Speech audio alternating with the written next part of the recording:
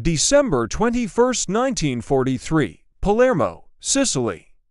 Rain drums against shuttered windows as a staff car skids to a halt on oil-slicked cobblestones.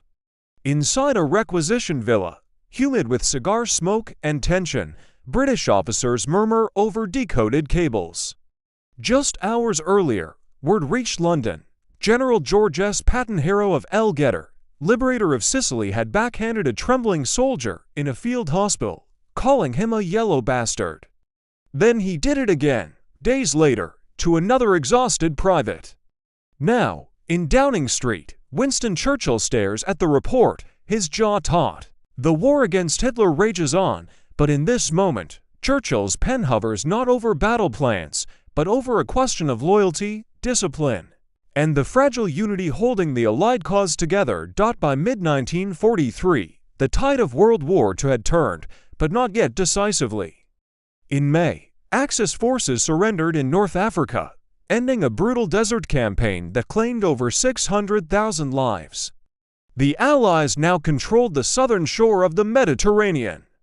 Yet victory there exposed deeper fractures beneath the surface of the Grand Alliance. Franklin D. Roosevelt and Winston Churchill had agreed on a Europe-first strategy as early as 1941, but their visions for how to defeat Nazi Germany diverged sharply. Churchill, haunted by the slaughter of World War I's Western Front, favored a soft underbelly approach, advancing through Italy and the Balkans to drain German strength gradually. Roosevelt and his generals, especially George C. Marshall, insisted on a direct strike across the English Channel into France, believing only a massive, concentrated invasion could break the Wehrmacht. Into this strategic tug-of-war stepped George S. Patton, flamboyant, profane, and fiercely ambitious. He had just led the U.S. 7th Army to triumph in Sicily. His tanks moved with startling speed, outpacing even British Field Marshal Bernard Montgomery's vaunted 8th Army. American newspapers hailed him as a modern Stonewall Jackson. But behind the headlines, unease grew.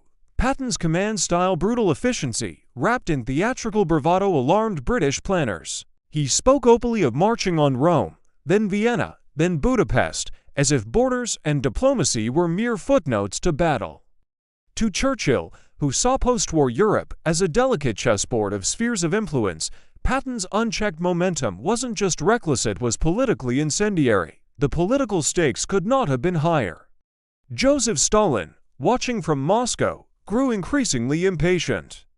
For 2 years, the Soviet Union had borne the brunt of the Nazi war machine. Over 20 million Soviet citizens would ultimately perish. Stalin demanded a second front in Western Europe to relieve pressure on the Eastern Front. And he suspected Anglo-American delays were deliberate, aimed at weakening both Germany and the USSR. Churchill, ever the imperial strategist, feared Soviet expansion into Central Europe more than he feared German resilience. His Mediterranean strategy was as much about blocking Red Army advances as it was about defeating Hitler. In this volatile atmosphere, Patton's behavior became more than a disciplinary issue, it threatened the very cohesion of the alliance. His slapping incidents in August 1943, initially suppressed by General Dwight D. Eisenhower, eventually leaked to the press. U.S. Congressman Jed Johnson called for Patton's dismissal. At home, public opinion split. Some saw a tough commander enforcing discipline. Others saw a relic of a bygone, brutal era. But in London and Moscow, the concern was strategic. If American generals operated without political restraint, what would stop them from seizing Berlin before the Soviets, or worse, provoking a confrontation with Stalin before the war even ended? Churchill, who prided himself on managing Roosevelt's impulsive tendencies, now faced a new variable, a battlefield genius with no filter, no diplomatic instinct, and a growing cult of personality. Eisenhower, as Supreme Allied Commander, shielded Patton, citing his irreplaceable combat record. But Churchill knew that in war, the greatest dangers are not always on the front lines. They are often in the minds of those who believe victory grants them immunity from consequence. The story of Patton's perilous rise is not merely one of military tactics, it is a prism through which deeper human, strategic, and moral tensions refract. First, the human cost. Private Charles H. Cull, 21 years old, sat slumped on a cot in the 15th Evacuation Hospital near Nicosia, Sicily, on August 3, 1943. He hadn't fled battle. He hadn't broken ranks. He was exhausted, feverish, and mute with what doctors then called battle fatigue, today, post-traumatic stress disorder. When Patton entered the ward, he saw not a wounded mind, but a stain on discipline. "You're a goddamn coward," he snarled, slapping Cull across the face. Days later, near Sant'Agata, he repeated the act on Private Paul G. Bennett, striking him with his gloves and ordering him back to the front. Neither man received medical treatment afterward. Their only crime was vulnerability in a war that Dima ended invincibility. Then, the leadership dilemma. Dwight D. Eisenhower, Patton's superior and friend, faced an impossible choice. Remove Patton, and the Allies lose their most aggressive armored commander on the eve of the Italian campaign. Keep him, and risk mutiny, public scandal, and British distrust. Eisenhower chose containment. He forced Patton to apologize first privately, then to entire divisions, but refused to relieve him. In a confidential letter to Army Chief of Staff George Marshall, Eisenhower wrote, "Patton is indispensable. But he must be watched like a hawk." That watchfulness, however, was internal. To Churchill, watching from afar, it looked like indulgence. The diplomatic angle cut even deeper. British military planners had long viewed American generals as tactically gifted but strategically naive. Patton epitomized this fear. In private conversations, he dismissed Churchill's Balkan concerns as British imperial nostalgia. He openly advocated racing the Red Army to Vienna and Prague, moves that would have violated Allied agreements and potentially triggered early Cold War hostilities. British Foreign Secretary Anthony Eden noted in his diary, "Patton speaks of Europe as if it were a racetrack, not a graveyard of empires." Churchill, ever attuned to the post-war order, saw in Patton not just a soldier, but a vector of chaos, one whose victories might unravel the peace before it even began. The strategic angle sharpened as the war moved into its final phase. After the D-Day landings in June 1944, Patton's Third Army became the spearhead of the Allied breakout from Normandy. His rapid advance across France, averaging over 30 miles a day in August, stunned both friend and foe. Yet his momentum carried him beyond logistical support, and his demands for fuel and priority strained coalition command. More troubling, he began voicing views that alarmed even his staunchest supporters. In late 1944, he privately suggested arming former Wehrmacht troops to fight the Soviets, a notion that horrified Eisenhower and caused British intelligence to classify him as a potential liability in occupation policy. From the enemy's perspective, German high command monitored Allied discord with keen interest. Though defeated, German intelligence services noted Patton's outbursts and the friction between Washington and London. A September 1944 Abwehr report observed, "The Americans' reliance on Patton may prove their undoing. He's a hammer without a handle." Though the Reich lacked the strength to exploit this, the mere existence of such fractures gave Berlin's last strategists a sliver of hope that the alliance might fracture before total defeat. Finally, the moral dimension. The war against Nazism was framed as a crusade for civilization itself. Yet tolerating Patton's brutality, even in service of victory, raised uncomfortable questions. War correspondent Ernie Pyle, beloved for his empathy toward ordinary GIS, wrote in a private letter, "Patton wins battles, yes.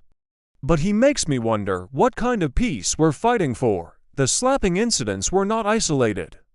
They reflected a deeper belief that fear, shame, and punishment were more effective than compassion in maintaining combat effectiveness. In an era just beginning to understand psychological trauma, Patton's actions stood as a relic of 19th-century martial ethos, dangerously out of step with the values the Allies claimed to defend.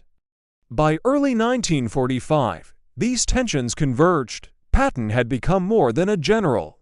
He was a symbol of American might, yes, but also of unchecked militarism in a world desperate for restraint. And as the guns fell silent in Europe, the real test of his legacy would not be measured in tanks destroyed, but in alliances preserved or broken.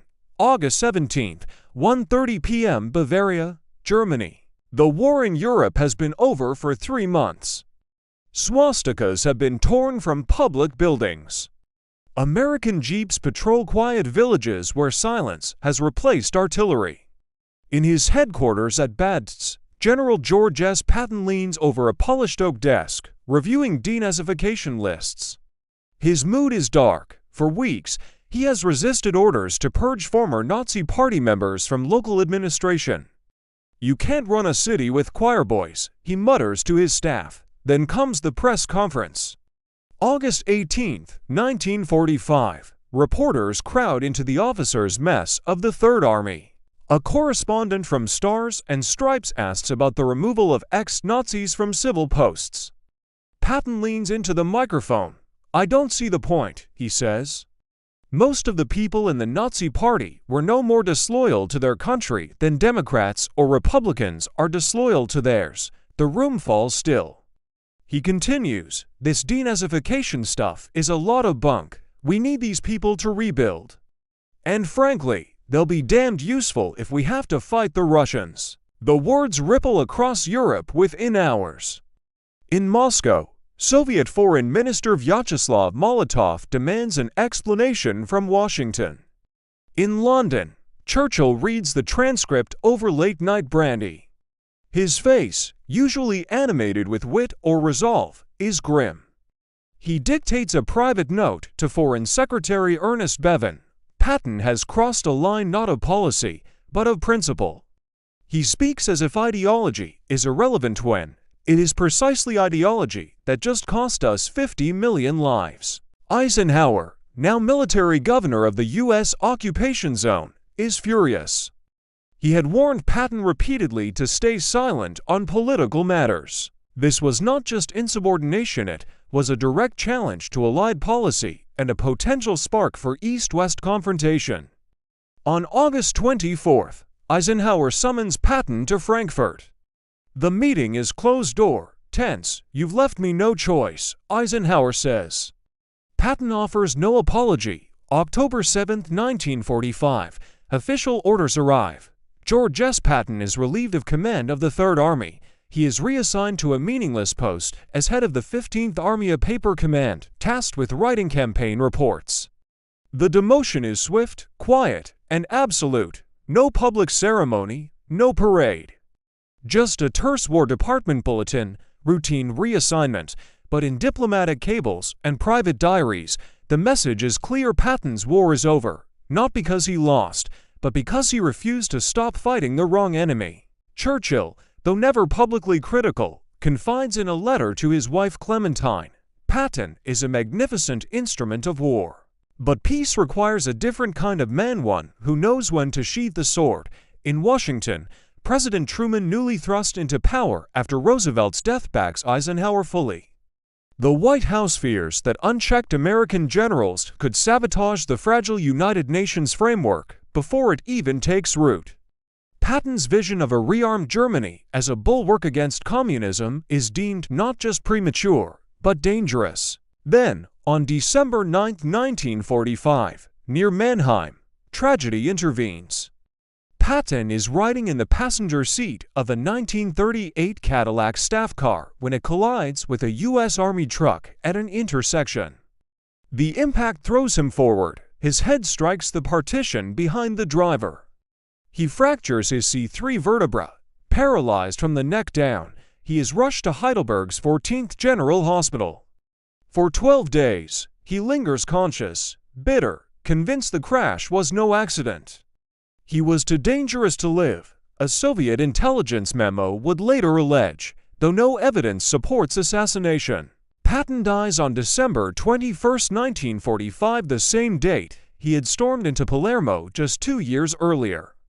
His body is flown home, buried in Luxembourg American Cemetery among the men he led.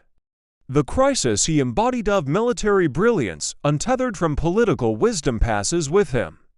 But the fear Churchill felt was not unfounded. In the chaotic twilight between war and peace, the greatest threat to victory was not the enemy you defeated, but the ally who couldn't imagine a world beyond battle. Patton's death marked the end of an era and the beginning of a reckoning. Official U.S. Army reports listed the Mannheim crash as an accident, but within military and diplomatic circles, his removal was seen as inevitable. Casualty figures tell only part of the story. Over 1,800 soldiers served under Patton in Sicily alone. Thousands more fought with him across France and Germany. Many mourned him as a fearless leader who shared their mud, their risks, their triumphs. Yet senior Allied commanders quietly exhaled. "We lost a great soldier," Eisenhower wrote in his diary, "but perhaps saved the peace." The human toll extended beyond the battlefield. Private Charles Cull, one of the slapped soldiers, never returned to combat. He was honorably discharged in 1944, his record scrubbed of incident. Decades later, he told an interviewer, "I didn't hate Patton. I just wished he'd understood that fear isn't cowardice, it's what keeps you alive long enough to win." That distinction between discipline and cruelty, between strength and empathy became central to post-war military reforms. In 1946, the U.S. Army Medical Corps formally recognized combat stress reaction, mandating psychiatric screening and treatment.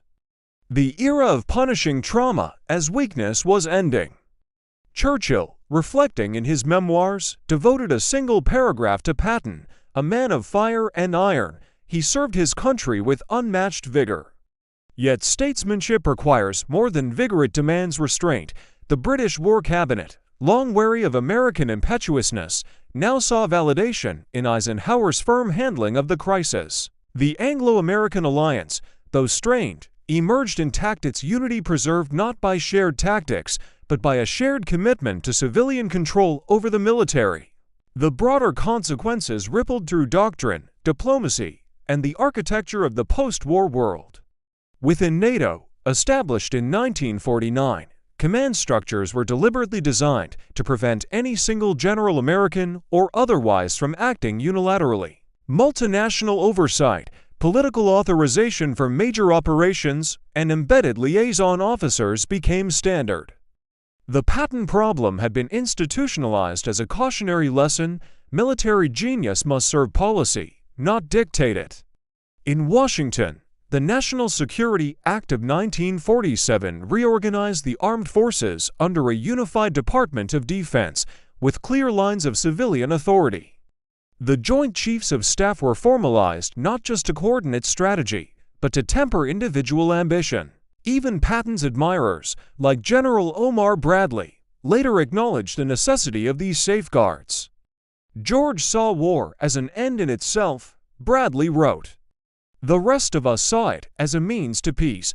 Diplomatically, Churchill's fears about post-war chaos proved prescient, but not because of Patton alone. The very tensions Patton amplified between immediate military expediency and long-term political stability would define the early Cold War. His advocacy for using ex-Nazis against the Soviets foreshadowed real policies. By 1947, West Germany's intelligence apparatus included former Wehrmacht officers. Yet these decisions were made in cabinet rooms, not tank turrets, under strict civilian oversight, a system shaped, in part, by the near miss of Patton's autonomy. Most enduringly, Patton's legacy became a cultural paradox, celebrated in film and folklore as the ultimate warrior, yet quietly sidelined in official military education as a case study in failed judgment. West Point cadets still study his armored maneuvers, but also his downfall. The lesson is clear: in modern warfare, victory belongs not to the boldest commander, but to the wisest steward of peace. In the end, Churchill did not fear Patton more than Hitler, but he feared what Patton represented in the fragile dawn of peace: the warrior who cannot lay down his sword, the victor who mistakes conquest for wisdom. Patton's tanks shattered the Wehrmacht. His words nearly shattered the alliance that built the post-war world. His story reminds us that the hardest battles are not always against enemies, but against our own impulses, against the belief that force alone can shape the future. War demands courage, yes, but peace demands something rarer, restraint.